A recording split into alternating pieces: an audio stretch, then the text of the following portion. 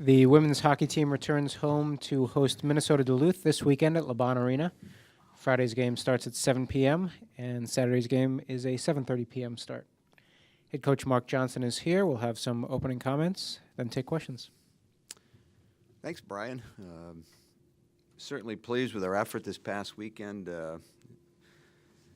Thought for 6 periods we played well. Had a little bit of adversity in Saturday's game where we fell behind, and as I told the team, is continue to try to generate offensive chances, create opportunities, and eventually the puck will go in. And middle part of the second period, I'm not sure they believed me.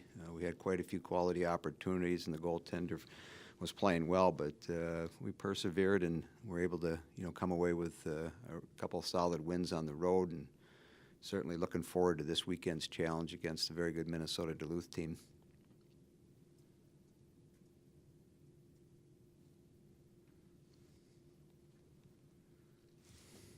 And seems to be playing well at least in the past series. What kinds of improvements are you still looking for from your defensive units?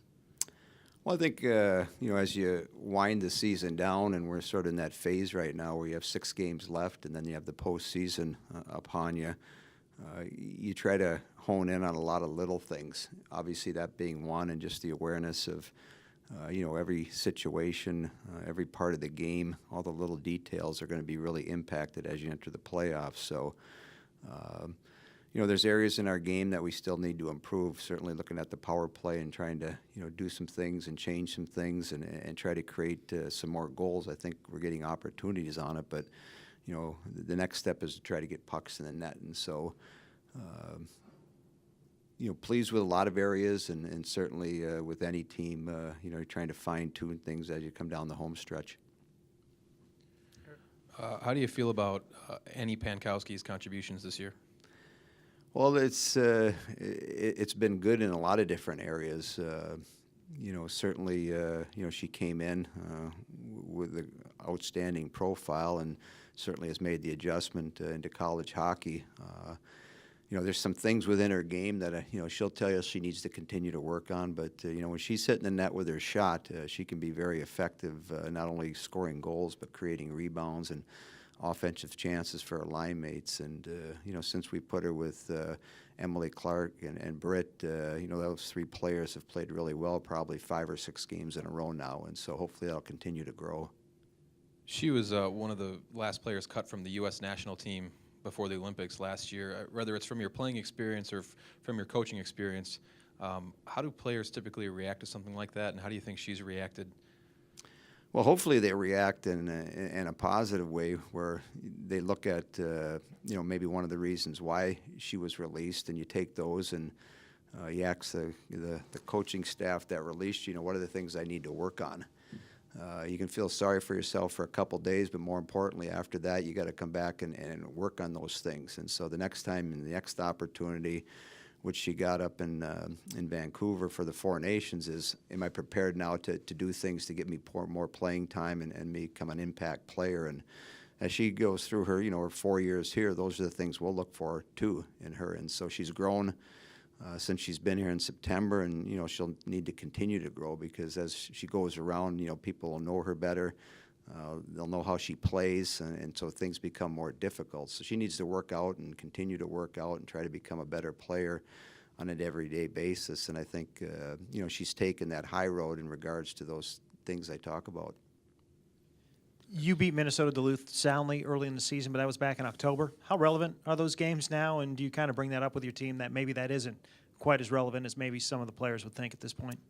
I don't think it's relevant. When we were up there in October, both teams are trying to get their feet wet in regards to, what type of team they're going to be, how they came out of their, short training camp. And so they're a much better team today, than they were in October. And so they've improved. Their power play has been very good for them the last 3 or 4 weeks. And so the games, they'll be competitive and they'll be tight. History tells us that for 10 or 12 years since we've been playing against each other since I've been here. A lot of games have gone into overtime. We've gone into shootouts. So it'll be competitive, and it'll certainly be a challenge for us. Andy? Mark, what was your reaction when you heard what was going on with the coaching circumstances up at Duluth, that they were going to make a change with Shannon at the end of the season? I guess personally, it just the timing of it, and why then. But obviously, I'm not part of their administration. I don't know their rules and regulations in regards to those type of scenarios. And so I think you wake up and you're thinking about getting your team ready for this next practice and this next game against your opponent, and then you see that, and it just sort of you take a step back, because usually during this time of the season, especially when that happened, you very seldom see coaching changes or information that are going to create a coaching change. You sympathize with her circumstances? I don't know what got them to that position. And so, I think in our business, I think most coaches will attest that, they don't really want to see one of their peers lose their job.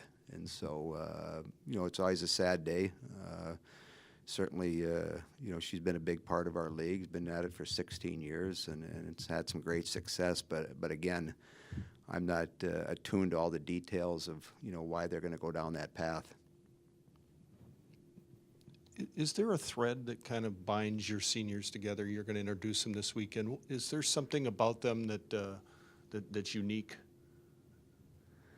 I think if I was looking at the group, I think maybe the word commitment would probably jump at me first. And I say that just because, I look at Carly, I look at Z, I look at Blair, kids that came in prior to their start of their freshman year and really started to develop good habits and made a commitment to become better players individually.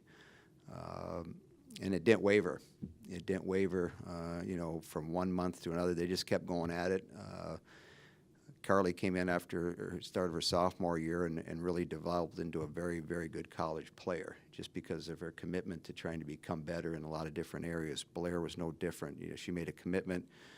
She stuck to the plan, kept working, and, she jumped out and had a blossom year at the start of her, junior year. Z, the same thing.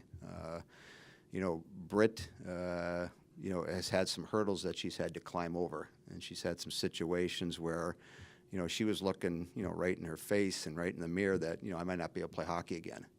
And what's going to happen in the next 2 or 3 months or 6 months or 8 months, a lot of uncertainties, but again, made a commitment when she got healthy to get herself back, and then, had a breakout year last season and led us to a Frozen Four. So I look at the group, and that's probably the biggest thing that sticks out to me, the commitment that each one of them made in different scenarios, but collectively all became good college hockey players because of it. Anything else for Coach? All right. Thanks, Mark.